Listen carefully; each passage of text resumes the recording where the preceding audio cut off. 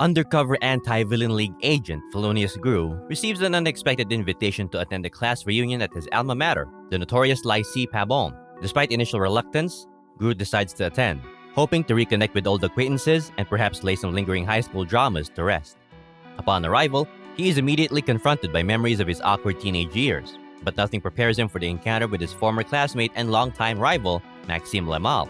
Maxime takes the opportunity to showcase his latest and most disturbing transformation. He reveals that he has undergone a series of grotesque experiments to enhance himself with cockroach DNA and mechanical body parts, granting him superhuman strength and resilience. The shocking revelation turns the joyous reunion into chaos, prompting Gru to act swiftly. Utilizing the AVL authority and quick thinking, he manages to have Maxime arrested on the spot, seemingly putting an end to his twisted schemes.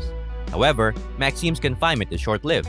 With the cunning assistance of his equally villainous friend Valentina, he orchestrates a daring prison escape that leaves the AVL scrambling. Free once more, Maxime unveils his sinister new invention, a powerful weapon capable of transforming ordinary people into horrifying cockroach-human hybrids. His ultimate target is none other than Gru's infant son, Gru Jr., who, unknown to many, harbors feelings of resentment and rebellion towards his father due to Gru's overprotectiveness and demanding nature.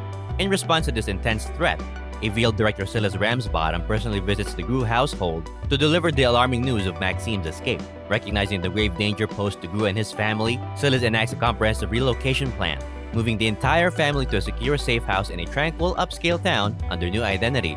The sudden move is upsetting for everyone, especially for Gru's daughters, Margo, Edith, and Agnes, who struggle to adjust to their new surroundings and the facade they must maintain. Simultaneously, the minions find themselves involved in their own adventure. Taken in by the AVL for their protection, Silas selects 5 of them: Kevin, Stuart, Bob, Dave, and Phil, for a top-secret project aimed at creating a superpowered task force known as the Mega Minions. The procedure endows them with extraordinary abilities, such as super strength, speed, and intelligence.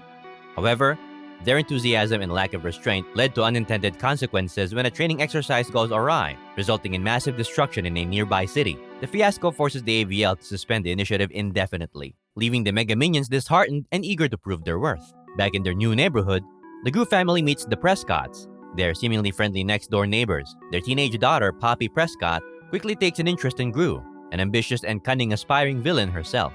Poppy recognizes Gru despite his new identity and sees an opportunity to advance her own nefarious goals.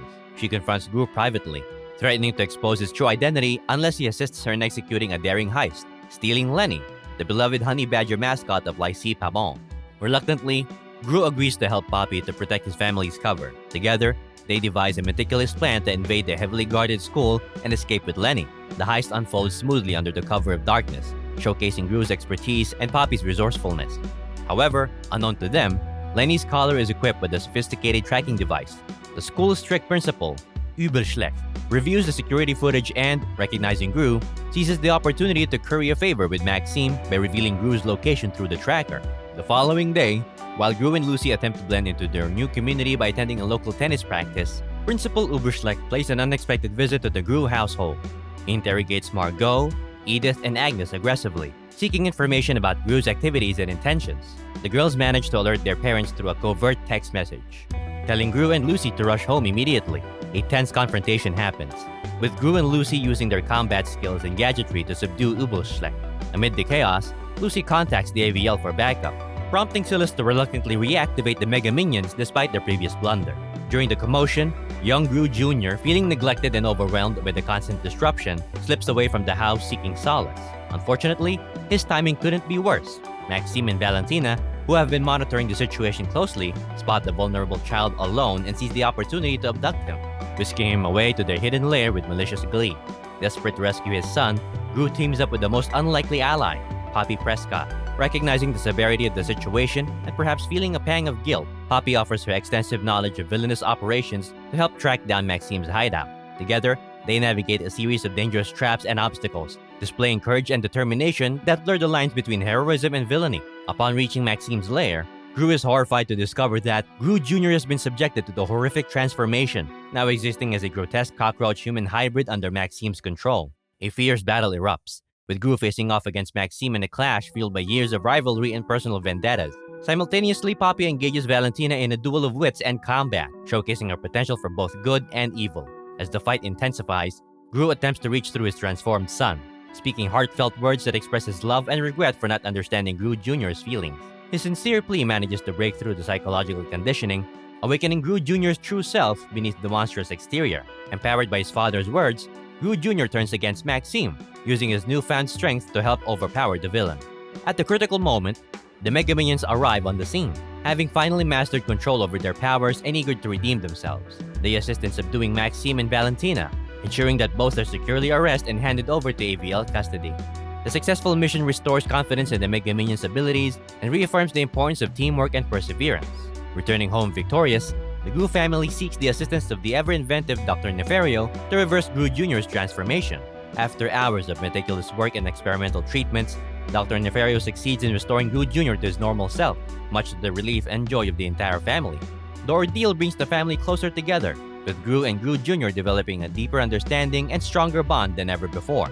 In the aftermath, Gru pays a visit to Maxime in prison, extending an olive branch in hopes of finally settling their long-standing feud. The two engage in a candid conversation, reflecting on their shared past and the choices that led them down different paths. In a surprising turn of events, they agree to collaborate on a musical performance for the AVL Prison's rehabilitation program. Together, they deliver a rousing rendition of Everybody Wants to Rule the World, entertaining inmates and guards alike, including several familiar villains from past escapades. The story concludes with the Gru family enjoying a peaceful and happy life back in their original home, surrounded by their loyal minions and newfound friends. The experiences they've endured serve as a testament to their resilience, love, and the enduring power of family, setting the stage for whatever adventures may come their way in the future. The core of the Gruniverse has always been slapstick and hijinks, but the balance feels off this time. The script, penned by Mike White and Ken Daurio, who co-wrote the first 3 installments, leans heavily on uninspired physical comedy in an attempt to evade their enemy. Gru, Lucy, and the kids enter a witness protection program, adopting fake identities in a posh neighborhood. This leads to misunderstandings with their new neighbors that feel dull and insignificant compared to the series' typically high-stakes, world-changing adventures. Director Chris Renaud greatly overestimates the comedic potential of repeatedly trapping the minions in a vending machine. It crams in a mix of physical and visual gags, chaotic action, and an overload of narrative dead ends, subplots, and characters, all in an effort to stretch its 90 minutes of eye-popping, mind-numbing mayhem. While there are a few laughs, solid voice performances, and vibrant visuals, the result is a largely hollow and exhausting experience. These misadventures are beginning to feel creatively exhausted, at least on a big screen.